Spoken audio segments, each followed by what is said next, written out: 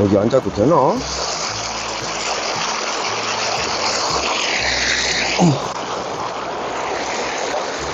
마네TV입니다. 안녕하세요. 와, 물소리 정말 좋습니다.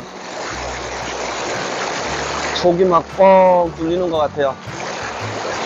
오늘도 이런저런 말씀을 드리려고 왔는데 이 물소리가 너무 좋아서 들려드리고 싶어서 일부 찍습니다. 이제 말씀드릴 거는 좀 조용한 데 가서 말씀을 드릴게요.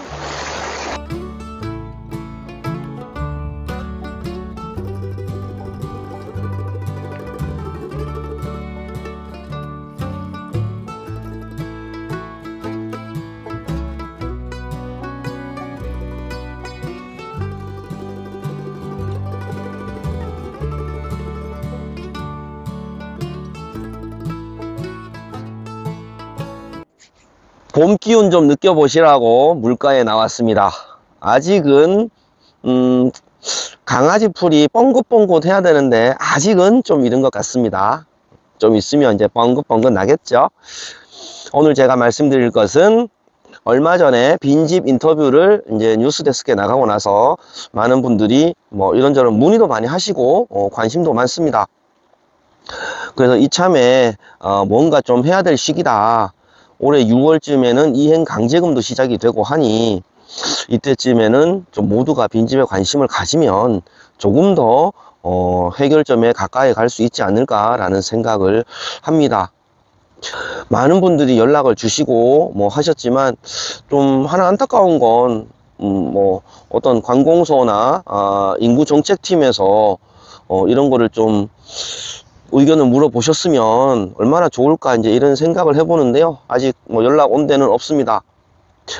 명절 지나서 가까이에 있는 지자체는 제가 방문을 해서라도 이런저런 말씀을 좀 드리고 정책에 함께 좀 해달라고 요청을 드려볼 생각입니다. 많은 지자체들이 인구를 유치하기 위해서 돈으로 해결을 하는 곳들이 많아요.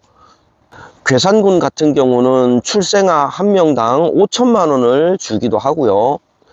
순천 같은 경우는 뭐 신혼부부들 10,000원 아파트를 제공을 해서 젊은 인구들을 유치를 하려고 합니다. 또 강진 같은 경우는 시골 빈집을 5천만 원에서 7천만 원 정도 리모델링을 싹 해서 젊은 인구를 유입을 시키는 그런 정책도 펴고 있고요.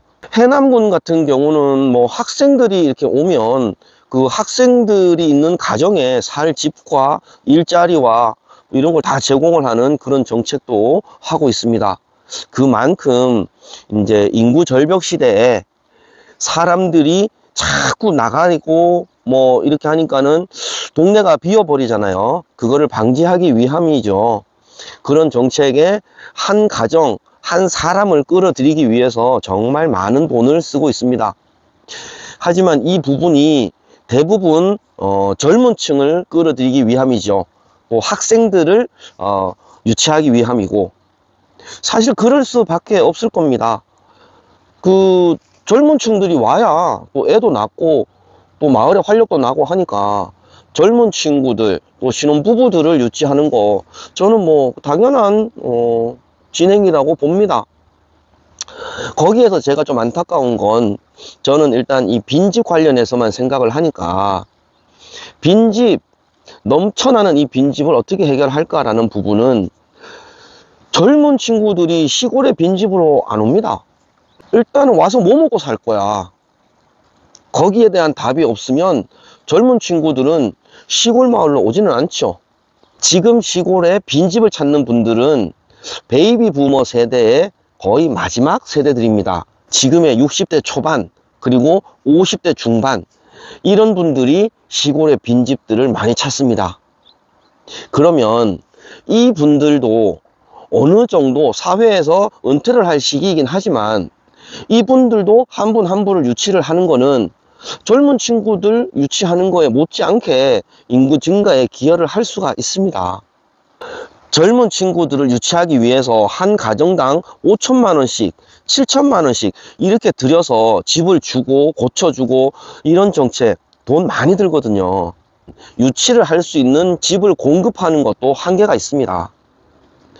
제가 말을 하는 건 그렇게 큰 돈을 들이지 않고 시골의 빈집들을 잘 발굴해서 임대하도록 유도를 하면 지자체에서는 돈이 크게 들지 않아요.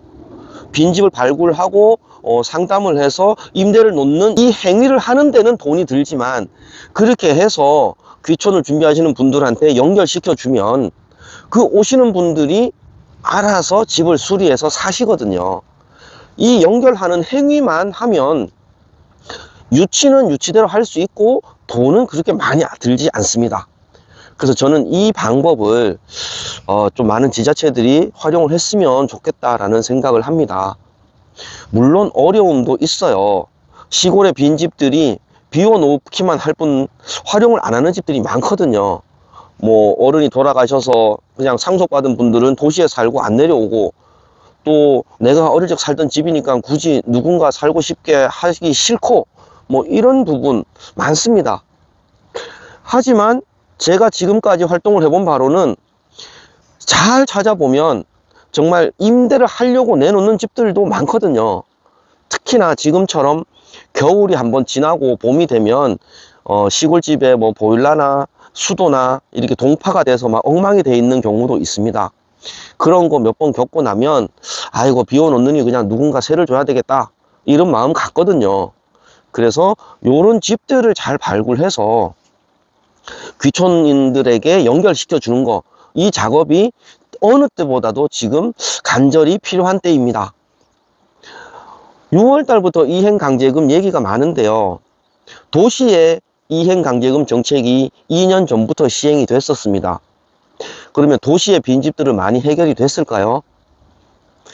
법은 중앙부처에서 만들지만 그거를 집행하는 거는 지자체장이 집행을 하거든요. 적극적인 의지가 없으면 그냥 안 해버리고 맙니다. 그래서 법을 만드는 것도 중요하지만 집행을 하는 것도 중요하다. 그래야 안정된 정착이 됩니다. 시골의 빈집 같은 경우는 뭐 이슈된 게 참 오래되었고, 이제는 뭔가 해결을 해야 되겠다는 어떤 공감대가 형성이 되어 가고 있는 시기인데요. 이럴 때일수록 빈집이나 또 인구 유치, 인구 정책, 이런 거를 담당을 하시는 분들은 정말 관심 있게 봐주시면 고맙겠습니다. 지금의 50대, 60대 분들이 귀촌을 하셨을 때 정작 사회에서는 일부 은퇴를 한 분들이긴 하지만 그 역량과 아직 남아있는 에너지, 이걸 가지고서 충분히 시골 생활에도 적응을 하면서 정착을 할 수가 있습니다. 그러니까 꼭 그 시골의 정책이 젊은 층, 출산율 증가, 이런 정책은 정책대로 하고, 이 빈집의 정책만큼은 그런 분들, 50대, 60대 분들의 이 베이비 부머 세대들을 유치를 해서 비어있는 시골집에 사람을 살게 하는 거, 이 또한 마을을 살리고 시골의 빈집의 해결점을 찾을 수 있는 길입니다. 삶의 터전을 옮기는 게 참 힘들어요. 귀촌이나 귀농의 지원 정책도 만 65세가 넘어가면 해당 사항이 없습니다.